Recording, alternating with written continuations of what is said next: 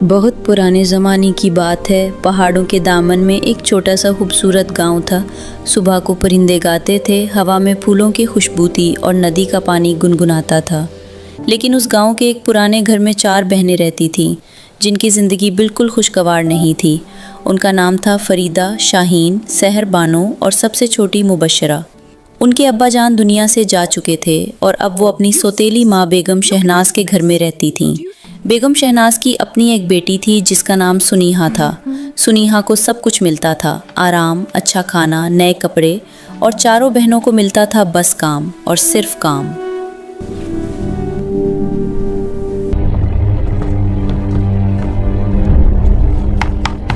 सब उठो, दिन चढ़ाया, आज बहुत काम है।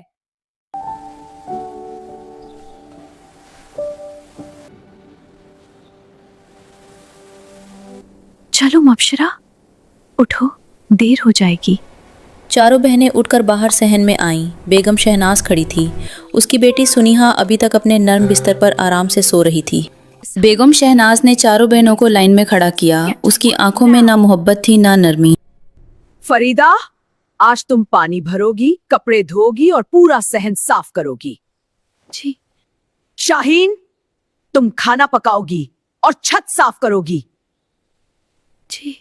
सहर बानू, तुम बाजार से सामान लाओगी, जानवरों को चारा डालोगी और लकड़ियां काटोगी। जी। और तुम कुनमे के पास बैठकर ये सारा ऊन काटोगी। शाम तक खत्म होना चाहिए, समझी?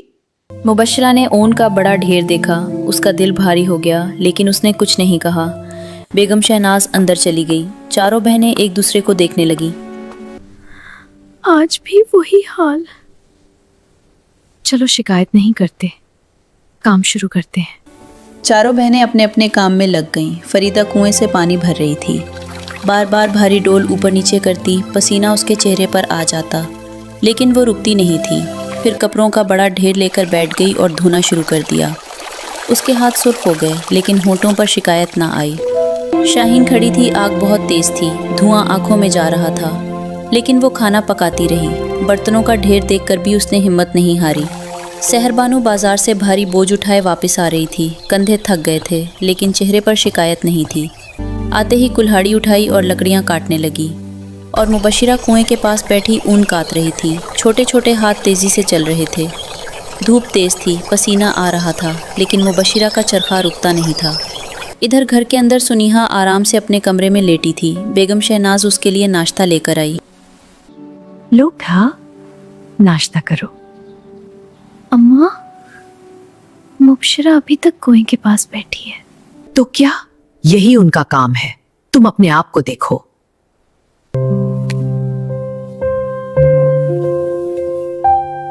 दोपहर की धूप बहुत तेज थी। मुबशरा घंटों से कुएं के पास बैठी काट रही थी। उसकी उंगलियां सुर्ख हो गई थीं और थकावट से आंखें भारी थीं। अचानक उसने देखा कि उंगलियों से खून निकल आया है। उसने चरखे को कुएं के ठंडे पानी में डुबोया ताकि खून साफ हो जाए, लेकिन अचानक चरखा हाथ से फिसलकर कुएं में गिर जाता है। मुबशरा ने कुएं में झांका। चरखा बहुत नीचे जा चुका था। उसका दिल डूब गया। वो जानती थी कि बेगम शहनाज बहुत नाराज होंगी। मुबशरा ने दोबारा कुएं में झांका। चरखा और नीचे जा रहा था। उसकी आंखों में आंसू आ गए।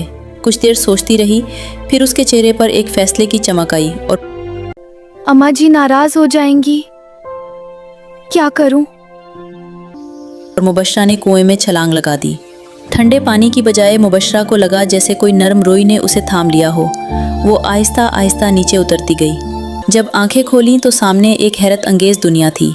सब्ज मैदान, रंग बिरंगे फूल, नीला आसमान और परिंदों की मीठी आवाज़ें। हवा में ऐसी खुशबू थी जो उसने पहले कभी नहीं सूंघी थी। मुबशरा कुछ देर हैरान खड़ी रही। फिर उसे याद आया कि चरखा तलाश करना है, और वो आगे चलने लगी। ठंडी हवा उसके बालों को छू रही थी। फूल उसके कदमों के पास झुक रहे थे, जैसे सलाम कर रहे हों। कुछ दूर चलने के बाद मुबशरा को एक बड़ा तंदूर नज़र आया। उसमें रोटियां पक रही थीं, लेकिन जल रही थीं। तंदूर से धुआं उठ रहा था और गर्मी बहुत तेज़ थी। तंदूर, मुबशरा, मुबशरा, मुझसे रोटियां निकालो, मैं जल रहा हूँ। रोटियां पक चुकी हैं। मुबशरा एक लम्हे के लिए रुकी। गर्मी बहुत थी, लेकिन मुबशरा ने एक एक करके सारी रोटियां निकालीं और एक तरफ सजा कर रख दी। तंदूर, शुक्रिया मुबशरा, अल्लाह तुम्हें अच्छा बदला दे, आगे जाओ। आगे एक बाग था जिसमें एक बड़ा सेब का दरख्त था। उस पर इतने सेब लगे थे कि टहनियाँ टूटने वाली थीं। लाल लाल सुनहरी सेब भार से झुके हुए थे। मुबशरा, मुबशरा, मुझे हिलाओ, मेरे सेब पक गए हैं, टहनियाँ टूटने वाली हैं, मुझे बहुत दर्द हो रहा है। मुबशरा ने दरख्त को देखा और फौरन आगे बढ़ी। दोनों हाथों से दरख्त को पूरी ताकत से हिलाया। सेब झड़ कर गिरने लगे। लाल सेब, सुनहरी सेब हर तरफ बिखर गए। मुबशरा ने सब इकट्ठे किए और दरख्त के नीचे खूबसूरत ढेर लगा दिया। दरख्त की टहनियाँ सीधी हो गईं। मुबशरा ने एक सेब उठाया और खाते खाते आगे चल दी। कुछ और आगे चलने के बाद एक पथरीले रास्ते पर एक छोटा सा प्यारा घर नजर आया। सफ़ेद दीवारें, नीली खिड़कियाँ, दरवाजे के बाहर रंग बिरंगे फूल और छत से खुशबूदार धुआं उठ रहा था। अंदर से कदमों की आवाज़ आई और दरवाज़ा खुल गया। सामने एक बूढ़ी औरत खड़ी थी, कद छोटा, कमर झुकी हुई। मुबशरा के दिल में एक लम्हे के लिए खौफ आया, लेकिन फिर उसने उस बूढ़ी औरत की आंखों में देखा। आंखें गहरी नीली थीं और उनमें एक गर्म मोहब्बत की रोशनी थी। अस्सलाम वालेकुम। वालेकुम सलाम बेटा, डरो मत, मैं मदर हॉल हूँ। मैं जानती हूँ तुम कौन हो और क्यों आई हो। अंदर आओ। मदर हॉल ने मुबशरा को अंदर लिया। घर बहुत आरामदेह था। एक बड़ा चूल्हा जल रहा था। दीवारों पर फूलों की तस्वीरें थीं और एक कोने में नर्म बिस्तर था। मदर हॉल ने मुबशरा को बिठाया और गर्म चाय दी। बेटा, अगर तुम यहाँ रहना चाहती हो तो रह सकती हो, लेकिन काम मुश्किल होगा। बेटा, पहला काम, हर सुबह मेरा बिस्तर इतनी जोर से झाड़ना कि पर उड़े और ऊपर दुनिया में बर्फ पड़े। दूसरा काम, वो भारी पत्थर हर रोज एक कोने से दूसरे कोने तक ले जाना।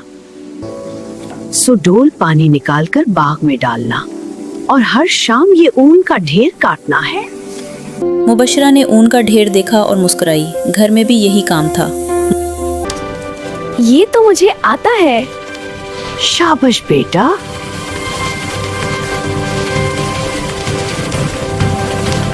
उस रात मुबशरा को पहली बार अपनी पूरी ज़िंदगी में एक नरम बिस्तर पर सोने का मौका मिला और वो इतनी गहरी नींद सोई जितनी पहले कभी ना सोई थी।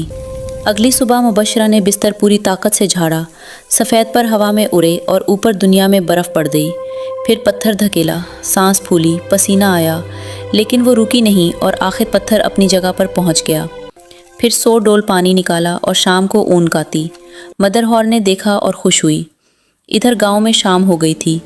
फरीदा, शाहीन और सहर बानू अपना काम ख़त्म करके वापस आईं। तीनों थकी हुई थी, लेकिन मुबशरा को बुलाने कुएं के पास गईं। कुआं खाली था और मुबशरा कहीं नहीं थी। मुबशरा कहाँ हो? शाहीन, सुबह से कुएं के पास थी, कहाँ गई? सहर बानू, कुएं में झांकते हुए, आपा यहाँ चरखा भी नहीं है। तीनों ने कुएं में झांका। अंधेरा था, लेकिन नीचे पानी की आवाज़ आ रही थी। तीनों बहनें एक दूसरे को देखने लगीं और उनके दिल डूब रहे थे। वो समझ गई थीं कि मुबशरा कुएं में गई है। फरीदा, हम तीनों साथ जाएंगी, मुबशरा को अकेला नहीं छोड़ेंगी। तीनों बहनों ने एक दूसरे का हाथ थामा। एक लम्हे के लिए एक दूसरे को देखा और फिर तीनों ने एक साथ कुएं में छलांग लगा दी। तीनों भी इसी खूबसूरत जादुई दुनिया में पहुंची। इर्द गिर्द देखा तो सब्ज मैदान, रंग बिरंगे फूल और नीला आसमान था। तीनों ने एक दूसरे को देखा और फौरन आगे बढ़ी, क्योंकि मुबशरा को ढूंढना था। कुछ दूर जाकर तंदूर नज़र आया जिसमें रोटियां जल रही थीं। तंदूर, फरीदा, शाहीन, सहर बानो, मुझसे रोटियां निकालो, मैं जल रहा हूँ। तीनों बहनों ने बग़ैर सोचे आस्तीनें चढ़ाईं और मिलकर सारी रोटियां ना निकाल दी। तंदूर ने शुक्रिया कहा और आगे भेजा। आगे सेब का दरख्त था जिसकी टहनियाँ भार से झुक रही थीं। तीनों ने मिलकर दरख्त को पूरी ताकत से हिलाया। सेब झाड़े और इकट्ठे करके आगे चल दी। कुछ और आगे चलकर मदर हॉल का छोटा सा प्यारा घर नज़र आया। तीनों ने दरवाज़ा खटखटाया। मदर हॉल, आ गई तुम तीनों अपनी छोटी बहन को ढूंढने? तीनों अंदर गईं तो मुबशरा काम कर रही थी। तीनों बहनें देखते ही मुबशरा की तरफ दौड़ीं और चारों गले मिल गईं। मुबशरा बिल्कुल खैरियत से थी और मदर हॉल ने उसका बहुत ख्याल रखा था। मदर हॉल उन चारों बहनों के आपस के प्यार से बहुत मुतासिर हुई। उसने उन्हें अपने साथ रहने की इजाज़त दी, लेकिन साथ ये भी कहा कि हर एक को मुश्किल काम करना होगा। मुबशरा हर रोज़ बिस्तर झाड़ती, पत्थर धकेलती, 100 डोल पानी निकालती और ऊन काटती। फरीदा पहाड़ों से जुड़ी बोटियां इकट्ठी करती, भारी लकड़ियां लाती और रात भर पहरा देती। شاہین بڑی چکی چلاتی، اونچی چھت صاف کرتی اور باغ دوبارہ لگاتی۔